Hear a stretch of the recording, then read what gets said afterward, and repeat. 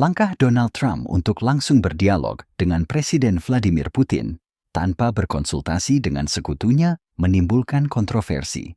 Sementara itu, Perdana Menteri Inggris mengisyaratkan bahwa pasukan Inggris dapat dikerahkan ke Ukraina jika diperlukan untuk menjaga perdamaian. In a major policy shift, the British Prime Minister Keir Starmer says that he's ready to deploy UK troops to Ukraine to enforce a potential peace deal.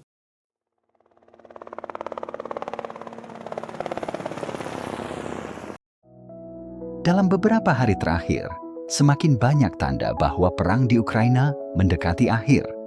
Pemerintahan baru Amerika Serikat mendorong rencana perdamaian, tetapi Washington, Kiev, dan Moskow memiliki pandangan berbeda mengenai apa yang dimaksud dengan perdamaian. Di Kiev, harapan akan perdamaian diiringi dengan kehati-hatian. Ukraina menegaskan bahwa tak ada yang menginginkan perdamaian lebih dari mereka, tetapi mereka juga menghendaki keadilan atas semua pengorbanan yang telah dilakukan. Rusia sendiri bersedia duduk di meja perundingan, namun tetap menegaskan tidak akan menyerahkan wilayah yang telah direbutnya. Jika ditelusuri lebih dalam, wilayah yang diduduki Rusia kaya akan sumber daya industri dan alam. Mungkin tujuan utama invasi ini adalah menguasai kekayaan alam Ukraina yang sangat besar. Namun, langkah terbaru yang diambil oleh Trump dan Zelensky menjadi pukulan besar bagi ambisi tersembunyi Putin. Sementara itu, Amerika Serikat ingin negosiasi dimulai sesegera mungkin, dan konferensi keamanan Munich dipandang sebagai langkah awal untuk mengakhiri perang yang telah menyebabkan begitu banyak kehancuran. Konferensi ini akan menjadi pertemuan pertama antara Ukraina dan pemerintahan baru Amerika Serikat.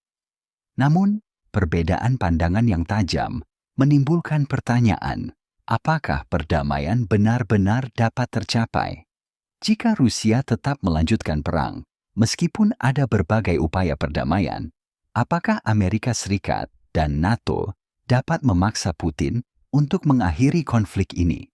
Sebelum kita lanjutkan pembahasan ini lebih dalam, jangan lupa untuk subscribe, like, dan komen agar kami bisa terus memberikan update terkini kondisi geopolitik dunia. Presiden Ukraina Volodymyr Zelensky mengusulkan pembentukan pasukan penjaga perdamaian terbesar dalam sejarah dengan kekuatan 100.000 personel di Ukraina. Tentara yang kuat, berkemampuan tinggi, dan dilengkapi dengan persenjataan canggih ini diyakini dapat menjadi respons efektif terhadap agresi Putin. Namun, apakah Eropa bersedia mengirim pasukan sebanyak itu? Apakah Amerika Serikat mendukung ide ini? Seberapa kuat sebenarnya kekuatan aliansi NATO? Dan bagaimana reaksi Rusia terhadap unjuk kekuatan militer ini? Eropa kini tengah mencari peran yang dapat mereka ambil di luar peningkatan belanja pertahanan dan suplai senjata untuk Kiev. Salah satu skenario yang sedang dibahas adalah pengerahan pasukan penjaga perdamaian yang dipimpin oleh Eropa untuk menegakkan kemungkinan gencatan senjata. Perdana Menteri Inggris, Keir Starmer, telah menyatakan kesediaan negaranya untuk berperan penuh dalam pasukan penjaga perdamaian ini. Presiden Prancis Emmanuel Macron juga menegaskan bahwa Eropa harus menciptakan jaminan keamanan bagi Ukraina.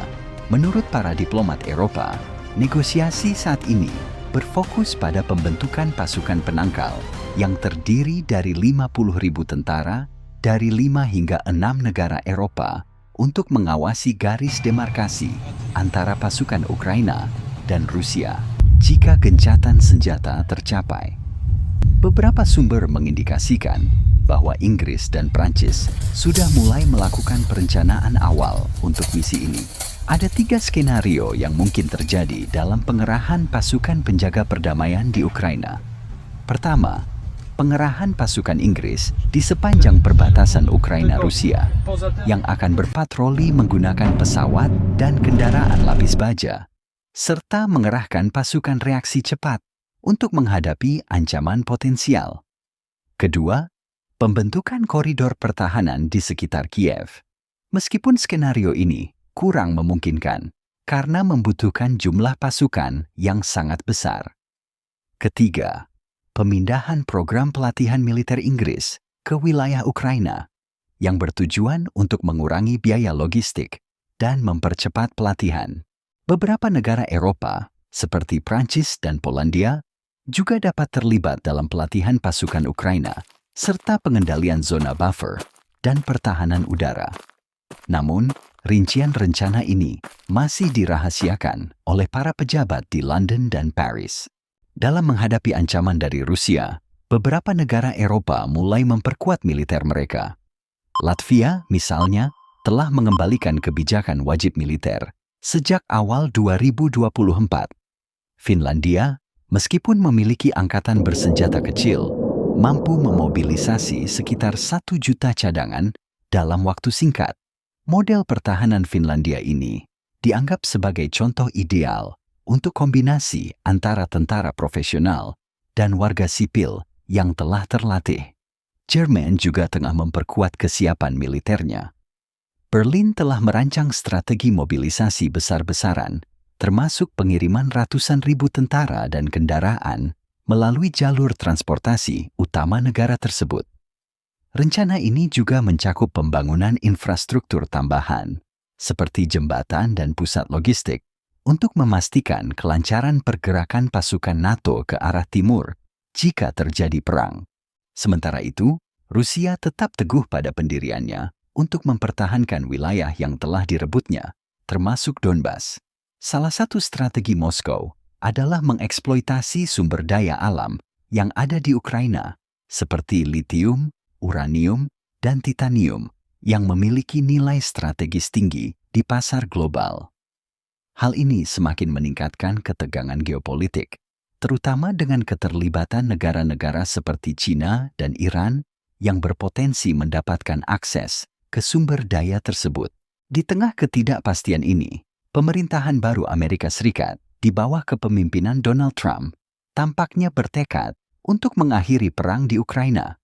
Salah satu skenario yang sedang dipertimbangkan adalah membekukan garis pertempuran saat ini dan membentuk zona demilitarisasi seluas 800 km di sepanjang perbatasan Ukraina-Rusia. Rencana ini juga mengusulkan agar Ukraina menunda ambisinya untuk bergabung dengan NATO selama setidaknya 20 tahun sebagai bagian dari kesepakatan perdamaian. Namun, pertanyaan besar tetap ada. Apakah Rusia akan menerima kesepakatan ini? Apakah NATO akan terlibat secara langsung dalam menjamin perjanjian damai? Dan bagaimana nasib Ukraina di tengah dinamika politik global yang terus berkembang? Yang pasti, tekanan untuk mencapai solusi semakin besar. Sementara, perang yang telah berlangsung selama 3 tahun ini masih menunjukkan tanda-tanda ketegangan yang belum mereda.